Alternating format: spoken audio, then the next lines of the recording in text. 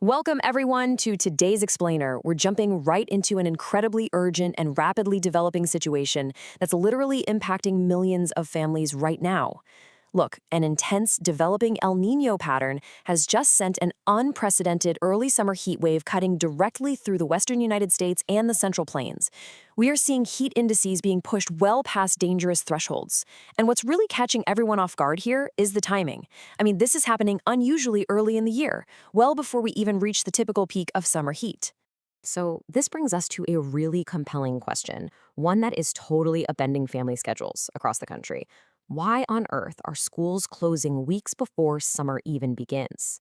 We're seeing the immediate impact of this early heat wave in a highly visible way. In Philadelphia alone, more than 50 public schools had to dismiss students early simply because temperatures were suddenly projected to reach the mid-90s, with those sweltering conditions continuing right into the next day. It's a massive disruption. Okay, let's dive into this. To really understand what's happening, we're going to look at 1. The early summer heat, 2. The infrastructure gap, 3. Decoding weather alerts, 4. Most vulnerable, 5. Family action plan, and 6. The bigger picture. Starting off with Section 1, the early summer heat. This isn't just your standard warm spring day. We're looking at a weather pattern pushing heat indices past dangerous thresholds weeks ahead of schedule. That number 50, that represents the 50-plus public schools in Philadelphia alone that had to send kids home early. But here's the thing, Philadelphia isn't an isolated event, not at all. School districts across the South, the Plains, and parts of the West have all been staring down the exact same difficult choices in just the past few weeks. Moving right along to Section 2, the infrastructure gap. The core problem here isn't just the heat itself, it's our infrastructure. Many public school buildings, especially the older ones built decades ago, were simply never designed for sustained extreme heat. They lack modern air conditioning, or their aging systems just can't keep up. And, even where districts have made real progress in upgrading their cooling, inadequate systems still remain. So as the heat builds steadily throughout the day, it turns classrooms, especially up on the upper floors where hot air naturally collects, into an absolute danger zone for kids. Even moderate heat waves are pushing classroom temperatures over the edge. Next up, Section 3, decoding weather alerts.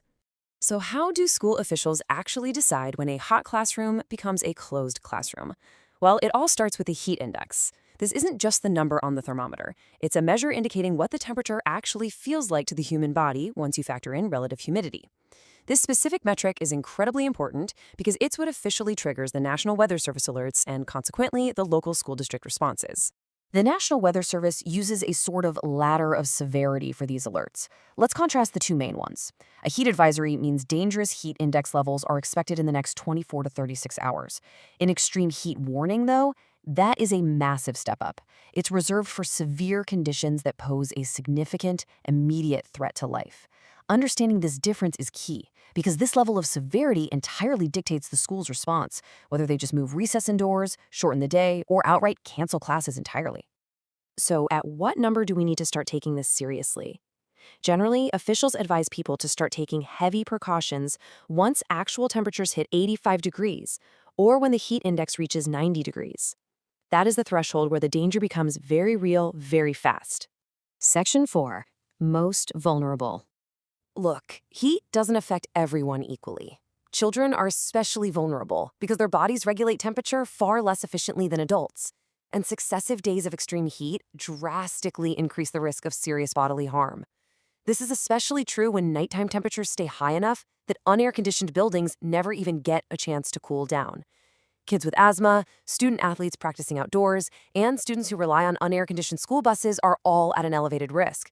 That's exactly why districts are so quick to cancel outdoor PE and after-school athletics during these alerts, even when the school day itself keeps going. Section 5, Family Action Plan. If you have kids in school during a heat wave, here's what actually helps. First, check your district's website or app daily during heat advisories. Many districts send same-day notices about early dismissals. Second, dress kids in light, breathable clothing and always send them with a refillable water bottle. Third, know the warning signs of heat illness. Fourth, if your child rides a hot bus without AC, consider arranging alternate transport during those peak afternoon stretches.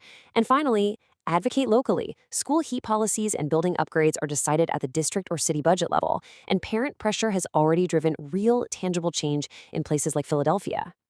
I really want to emphasize these physical warning signs of heat illness. Please make sure you know these: dizziness, nausea, confusion, unusually flushed skin, cramping, rapid pulse, or heavy sweating.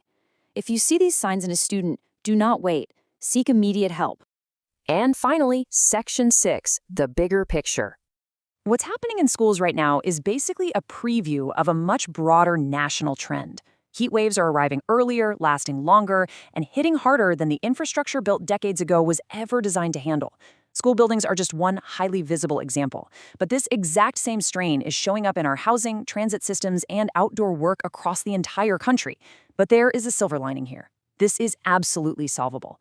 Districts that have proactively invested in modern cooling are weathering these early heat waves with far less disruption. So I want to leave you with this provocative question. How quickly can our infrastructure catch up to the climate we are actually living in right now? Extreme heat isn't just a passing weather story anymore. It's a regular, permanent part of how schools must plan their year. Knowing the warning signs, staying informed, and pushing for better infrastructure are your absolute best tools.